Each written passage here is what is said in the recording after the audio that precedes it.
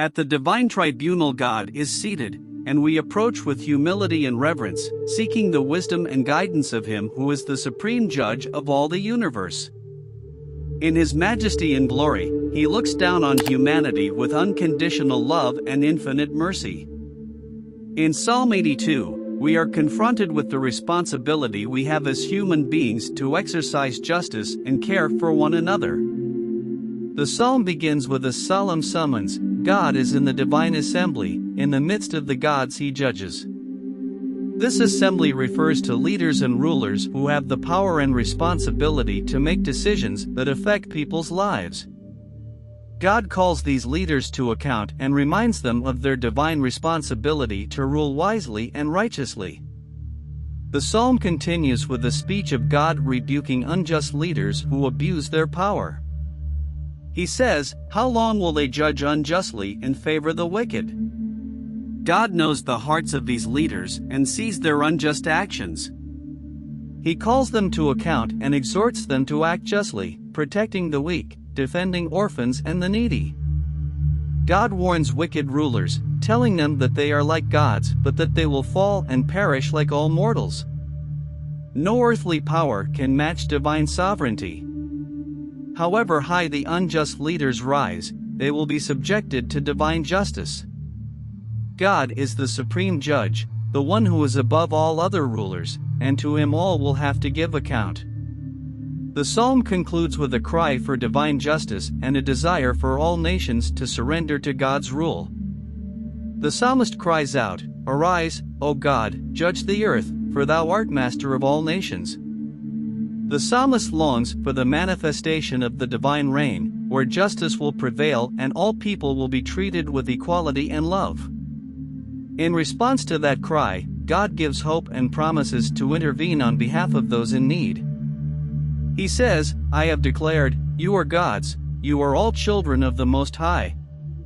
Yet you will die like any other man, you will fall like any other ruler." God reminds leaders that they are accountable to Him and that divine justice will prevail. So may we remember the powerful message of Psalm 82. May all of us as human beings exercise justice and compassion in our daily lives, regardless of our position or influence. May we be instruments of divine justice in this world, defending the weak, protecting the needy and promoting equality. May we be living examples of God's love and goodness. May the leaders and rulers of this world heed the divine call and be guided by wisdom and integrity. May they recognize their responsibility to God and the people they govern. May they be inspired to make just decisions, putting everyone's welfare above their personal interests or excessive greed.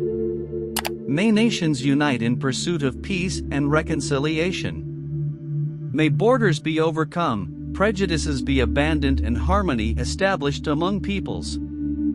May mutual respect and understanding prevail, so that cultural diversity is celebrated and everyone can live in cooperation and cooperation.